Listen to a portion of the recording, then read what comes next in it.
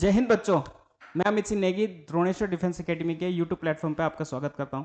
जैसा कि आप लोग जानते हैं कि हमारी करंट अफेयर की एक सीरीज चल रही है जो कि आपके लिए उपयोगी है एफकेट एनडीए सीडीएस प्रथम 2026 के लिए। चलो स्टार्ट करते हैं आज नवे लेक्चर सीरीज के साथ। देखिए, पहला हमारे सामने है the inland waterways authority of India के बारे में, क्यों सुर्खियों में है। और दूसरा है ज्वेलाइन मिसाइल। कुराकाओ एक कंट्री है जिसके संदर्भ में हम देखेंगे क्यों इंपॉर्टेंट हो गई है इस बार। बिरसा 101 क्या है, सागर कवच किस संदर्भ में है, और इंडियन कोस्ट गार्ड। ठीक है, चलो स्टार्ट करते हैं लेक्चर सीरीज से। पहला question, which country is the nodal ministry for the inland waterway authority of India. मतलब अंतर्देशीय जल परिवहन प्राधिकरण जो है वो किस मिनिस्ट्री के तहत आता है। देखिए, ये बहुत फैक्चुअल क्वेश्चन है और इसको आप एलिमिनेशन से आसानी से सॉल्व भी कर सकते हैं। देखिए, एक्सटर्नल ये जो विदेश मंत्रालय है, एक्सटर्नल अफेयर मिनिस्ट्री, इसका इससे क्या लेना देना है आप खुद ही बताइए। शिपिंग, इसमें शिपिंग आई है और यहाँ भी हम शिपिंग के कंटेक्स्ट में देख सकते हैं, शिपिंग और वाटरवेज के कंटेक्स्ट में ये दिख रहा है। कॉमर्स मिनिस्ट्री और ट्रांसपोर्ट एंड हाईवे मिनिस्ट्री। चलो देखते हैं, आप इसको सॉल्व करने की कोशिश करना क्यों इंपॉर्टेंट है। देखिए, हाल ही में एक न्यूज़ आई थी जिसमें कि जो inland waterways authority of India है उसने 3,000 करोड़ का कॉन्ट्रैक्ट दिया है एक प्राइवेट कंपनी को कि वो नॉर्थ ईस्ट इंडिया में कुछ इंफ्रास्ट्रक्चर डेवलपमेंट करे। तो इस संदर्भ में ये थोड़ा सा सुर्खियों में रही है। हमारे लिए सुर्खियों में इसे इस तरीके से पढ़ना नहीं है, हमारे लिए इंपॉर्टेंट है कि इनलैंड वाटरवेज अथॉरिटी है क्या। अब हम थोड़ा सा इसके बारे में जानते हैं। ये एक स्टैच्यूटरी बॉडी है। स्टैच्यूटरी बॉडीज वो बॉडीज होती हैं कॉन्स्टिट्यूशन में, कॉन्स्टिट्यूशन नहीं, कानून में, जो जिसकी स्थापना किसी कानून को बनाकर की गई होती है। जैसे कि आपने सुना होगा नीति आयोग। नीति आयोग किसी कानून के द्वारा बनाई गई बॉडी नहीं है, ये कैबिनेट द्वारा पास किए गए एक रेजोल्यूशन से बनी है। तो इसी तरीके से जो inland waterways authority of India है एक स्टैच्यूटरी बॉडी है जो कि एक कानून है, inland waterways authority of India 1985, उसके तहत इसका गठन किया गया है। इसको मूलतः स्थापित किया गया था, ये एग्जिस्टेंस में आई थी 1986 में। तो ये आपके लिए इंपॉर्टेंट हो जाता है 1986। ठीक है, इसका मेन पर्पस जो है इस इंस्टीट्यूशन का, ऑर्गेनाइजेशन का या अथॉरिटी का, कि वो डेवलप करती है, रेगुलेट करती है हमारे देश में अंतर्देशीय जो जल परिवहन व्यवस्था है उसको या उसके इंफ्रास्ट्रक्चर को। ठीक है, अंतर्देशीय जल परिवहन व्यवस्था क्या है, वो आप ये समझ सकते हैं कि हमारे देश के अंदर जो भी वाटर बॉडीज है उसमें आप लेक्स के संदर्भ में देख सकते हैं, रिवर्स के संदर्भ में देख सकते हैं। तो वहाँ होने वाले किसी भी प्रकार के परिवहन नेटवर्क को ये रेगुलेट करती है। देखिए, अभी मिनिस्ट्री जो है, जो नोडल मिनिस्ट्री है इसके लिए, वो है ministry of port, shipping and waterways, बंदरगाह, पोत परिवहन एवं जल मंत्रालय। अगर आप देखें तो इसका जो प्राइमरी अंडरटेकिंग है वो प्रोजेक्ट्स जो डेवलपमेंटल मेंटेनेंस के लिए किए जाते हैं, वाटरवेज ट्रांसपोर्टेशन इंफ्रास्ट्रक्चर के लिए, उसमें हमें सहायता करती है। इसके अलावा ये सेंट्रल गवर्नमेंट और स्टेट गवर्नमेंट को असिस्ट करती है, उनको एडवाइस करती है कि वो अपने इंफ्रास्ट्रक्चर को कैसे डेवलप कर सकती है। ठीक है, इसका जो हेडक्वार्टर है वो नोएडा में है, ये आपके लिए बहुत इंपॉर्टेंट पॉइंट हो जाता है, नोएडा में। देखिए, और इसके अलावा इसके जो रीजनल ऑफिसेज हैं, ये एक एडिशनल फैक्ट है जो कि इंपॉर्टेंट हो भी सकता है, नहीं भी हो सकता है, बस हमने दे दिया है आपकी इन्फॉर्मेशन के लिए। आप पढ़ना चाहो तो पढ़ लीजिएगा, लेकिन सबसे ज़्यादा इंपॉर्टेंट जो है उसका हेडक्वार्टर है नोएडा में। चलो आप देखते हैं अब क्या है हमारे पास। एक क्वेश्चन और आपके सामने पुट किया जा रहा है, वो है ज्वेलाइन मिसाइल जो है प्राइमरली, प्राथमिकतः किस कैटेगरी की मिसाइल है, जो कि अभी, अच्छा, किस तरीके की मिसाइल है। ठीक है, मिसाइल सिस्टम है तो ये surface to air missile system है, बैलिस्टिक और इंटरसेप्टर मिसाइल सिस्टम है, air to ground cruise missile system है, या man portable anti tank guided missile है। ठीक है, देखिए ज्वेलाइन आपको यहां दिख रहा होगा कि ये मैन पोर्टेड समथिंग कुछ तो है, मतलब जो आदमी ने इसे अपने कंधे पे रखा है तो ये मैन पोर्टेड तो है, मतलब इसको मैन उठा के कहीं तो लेके जा रहा है। तो इस संदर्भ में ये है, आप इसमें ऑप्शंस में देख सकते हैं कि man portable anti tank missile. ठीक है, तो ये क्यों सुर्खियों में रहा है। हाल ही में जो अमेरिका है, ये अमेरिका की एक मिसाइल सिस्टम है। हाल ही में अमेरिका ने इसे भारत को 992 मिलियन डॉलर में बेचने के लिए एक समझौता एग्रीमेंट किया है। इस समझौते के तहत ये मिसाइल और इसका डेवलपमेंट जो है वो भारत के संदर्भ में या भारत को सौंपने की व्यवस्था है। थोड़ा सा हम इस मिसाइल के बारे में देख लेते हैं। मिसाइल जो है ये अमेरिका में विकसित की गई एक American made man portable anti tank guided missile है। एंटी टैंक गाइडेड मिसाइल मतलब कि जो हमारे मेन बैटल टैंक होते हैं एमबीटी, उन्हें टारगेट करके या उन्हें ध्वस्त करने के लिए इस मिसाइल को डेवलप किया गया है। ये डेवलप किया गया है राइथ्रोन एंड लॉकहीड मार्टिन, जो कि अमेरिका की कुछ प्राइवेट इंस्टीट्यूशंस हैं उनके द्वारा, एंटिटीज हैं जो। ये मेन बैटल टैंक जो होते हैं या कुछ भी प्रकार के जो स्किनी मिलिट्री व्हीकल्स होते हैं, आपने टाटा ट्रक्स का नाम सुना होगा, इस तरीके के जो ट्रक्स होते हैं या मैन बैटल टैंक जो होते हैं उन्हें निस्तेनाबूद करने के लिए इसे डेवलप किया गया है। यूएस मिलिट्री में इसे 1996 से सर्विस में ऐड किया गया है।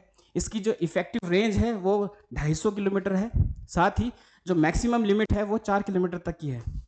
अगर हम देखें तो 5.5 किलो के 5.25 किलो के आसपास का इसका वजन है, ताकि जो सोल्जर है इसे अपने कंधे में इजीली कैरी कर सके। और ये fire and forget technology based guided missile है, यानी कि ये एक बार किसी टारगेट को हिट करने के लिए छोड़ दी जाती है तो ये आगे जाके उस टारगेट को या तो चेज नहीं करेगी, यानी कि उस टारगेट को हिट करेगी भले वो टारगेट वहाँ उपलब्ध है या नहीं है। ठीक है, इस तरीके की टेक्नोलॉजी से बेस्ड है। अब देखते हैं कुराकाओ, जो कि जोग्राफिकली लोकेटेड है in near to 60 kilometre coast of Venezuela, north coast of Venezuela. तो आपको बताना है कि ये काराकाओ जो है कहाँ पर स्थित है। ये है साउथ कैरिबियन सी। आपने देखा होगा कि जो साउथ अमेरिका है उसके मैप में वेनेजुएला जो है वो यहाँ पड़ता है। ठीक है, तो आपको इसके ऊपर के आसपास की जो वाटर बॉडीज है उसके बारे में अंदाज़ा होना चाहिए। ठीक है, एक है साउथ कैरिबियन सी, क्या ये गल्फ मैक्सिको है, क्या ये मेडिटेरेनियन है, या फिर ये साउथ अटलांटिक ओशन है। साउथ अटलांटिक ओशन तो ये इस रीजन में पड़ गया ना। ठीक है, और मेडिटेरेनियन सी वहाँ पड़ता नहीं, तो इन दोनों में से आपको क्लियर करना होगा। देखते हैं कुराकाओ क्यों सुर्खी में रहा है। देखिए कुराकाओ जो है, आपको मैं यहाँ दिखाने की कोशिश करता हूँ। कुराकाओ एक कैरिबियन सी में पड़ने वाला एक छोटा सा एक आइलैंड है जो कि रूल किया जाता है नीदरलैंड द्वारा। ठीक है, ये नीदरलैंड का एक आउटपोस्ट आइलैंड है। ठीक है, ये पड़ता है नॉर्थ ऑफ वेनेजुएला। आप ये वेनेजुएला देख सकते हैं, इसके नॉर्थ में ये देखने को मिलेगा आपको। हाल ही में ये सुर्खियों में इसलिए आया है क्योंकि यह दुनिया का सबसे छोटा देश बन गया है जिसने 2026 में होने वाले फीफा वर्ल्ड कप के लिए क्वालिफाई किया है। मात्र 1.5 लाख की आबादी वाला यह देश जो है फीफा वर्ल्ड कप के लिए क्वालिफाई कर गया है। और आप समझ सकते हैं कि कितना कॉम्पिटिटिव ये जो साउथ अमेरिका और लैटिन अमेरिका जो है, यहाँ के जो क्वालिफायर राउंड हो रहे हैं काफ़ी कॉम्पिटिटिव होते हैं। उसके बावजूद इतने कम जनसंख्या में क्वालिफाई करना वर्ल्ड कप के लिए अपने आप में एक सफलता है। ठीक है, थोड़ा कैराकाओ के बारे में हम जानते हैं क्या है ये। कैराकाओ एक आइलैंड कंट्री है जो कि साउथ कैरिबियन सी में पड़ती है, जो कि नॉर्थ ऑफ वेनेजुएला में है। ठीक है, ये जो टेरिटरी है ये नीदरलैंड के रूलिंग में आती है। जो नीदरलैंड है यूरोपियन कंट्री, उसके अंतर्गत उसके रूलिंग में आती है, जिसे पहले हॉलैंड्स भी कहा जाता था। ठीक है, ये कंट्री जो है इसमें आपको 2 आइलैंड देखने को मिलेंगे, एक कुराकाओ और एक क्लैन कुराकाओ नाम से है। ठीक है, ये जोग्राफिकली ये जो है ये साउथर्न कॉन्टिनेंटल शेल्फ का पार्ट है। ठीक है, आपको ये सिटी दिख रही होगी कुछ जो गोवा जैसा हमें आभास कराती है। ये सिटी का एक जो इसकी कैपिटल सिटी है क्या है, विलियमस्टड में एक जो कैनॉट प्लेस टाइप की सिटी स्ट्रक्चर है, ये वर्ल्ड यूनेस्को हेरिटेज साइट मानी जाती है। ठीक है, देखिए मैंने जैसे आपको बताया कि ये नीदरलैंड का एक आउटपोस्ट पार्ट है, यानी कि नीदरलैंड के बाहर उसका आइलैंड है ये। ठीक है, जो कि रूल डायरेक्टली नहीं इनडायरेक्टली नीदरलैंड गवर्नमेंट द्वारा रूल किया जाता है। और आपको पता होना चाहिए नीदरलैंड एक कॉन्स्टिट्यूशनल मोनार्की है। कॉन्स्टिट्यूशनल मोनार्की का मतलब है कि यहाँ पर संवैधानिक राजतंत्र है, यानी कि हेड ऑफ द स्टेट जो है वो एक राजा या रानी है। ठीक है, और गवर्नमेंट का जो हेड ऑफ द गवर्नमेंट है वो चुनी हुई सरकार के प्रधानमंत्री है।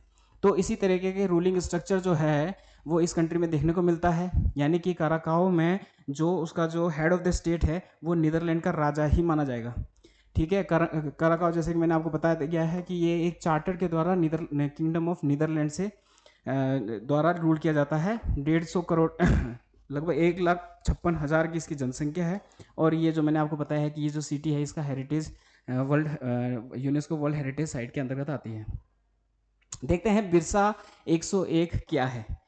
ठीक है, बिरसा जो है भारत का पहला इंडिजीनियस जीन थेरेपी बेस्ड, ठीक है, एक कटिंग एज टेक्नोलॉजी है, जीन थेरेपी बेस है, जो कि निम्नलिखित में से किस टेक्नोलॉजी के संदर्भ में सही है। ठीक है, ये वेक्टर बोन जो वायरल वेक्टर डिलीवरी सिस्टम है, या रिकम्बेंट डीएनए टेक्नोलॉजी से जुड़ा हुआ है, एमआरएनए टेक्नोलॉजी है, या कास9 जीन एडिटिंग टूल है।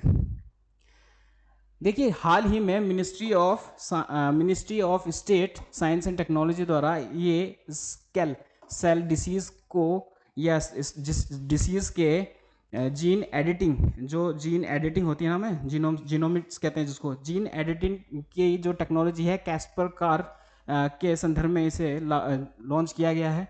ठीक है, यह भारत की first indigenous Caspar based gene therapy होगी, जो कि सेकल डिसीज से संदर्भित जो पेशेंट्स हैं उनको राहत देगी। यह जो सिस्टम है, ये बिरसा मुंडा जी के ही नाम पे, या उनको ऑनर करने के लिए इसे नाम दिया गया है, बिरसा 1001। ठीक है, इसे डेवलप किया गया है institution of genomics and integrative biology, जो कि न्यू दिल्ली बेस्ड एक सरकारी संस्थान है।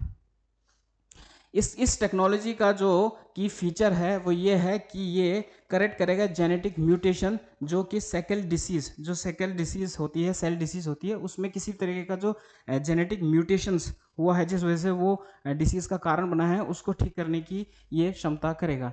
और ये ज़्यादा इम्पोर्टेंट इसलिए हो जाती है कि ये one of the cheapest genetic जो है म्यूटेशंस को जो का इलाज करने के लिए सबसे one of the cheapest treatment हमें उपलब्ध कराती है। अब देखते हैं सागर कवच क्या है। सागर कवच एक कोस्टल सिक्योरिटी ड्रिल है, यानी कि ये एक टाइप की एक्सरसाइज है। ठीक है, जो कि एक प्राइमरली किस एजेंसी द्वारा अभी कंडक्ट कराई गई है, तो है हमारे पास है इंडियन नेवी द्वारा, मिनिस्ट्री ऑफ होम अफेयर द्वारा, इंडियन कोस्ट गार्ड द्वारा, या directorate of journal of shipping द्वारा।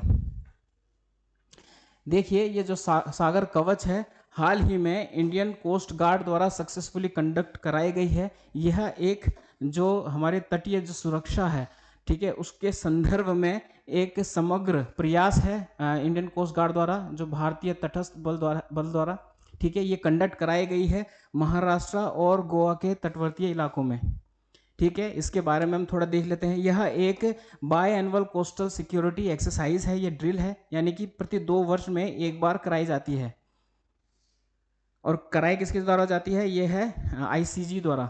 ठीक है, ये जो एसिमेट्रिक थ्रेट्स होती हैं उनके कंटेक्स्ट में इसको कराया जाता है। जैसे कि आपने देखा होगा 2008 में जो मुंबई में जो आतंकी हमला हुआ था, वो कहीं ना कहीं कोस्टल सिक्योरिटी में लीकेज की वजह से हुआ था। तो उस तरीके के किसी भी फ्यूचर में होने वाली घटना को रोकने के लिए इस तरीके के ड्रिल को कंडक्ट किया गया है। देखिए, सबसे ज़्यादा इंपॉर्टेंट जो इसमें है वो है इंडियन नेवी, स्टेट पुलिस और मैरीन पुलिस, जो फिशरीज है, कस्टम है, और जो फिशरमैन्स है, उनको इस एक्सरसाइज में पार्ट बनाया गया है।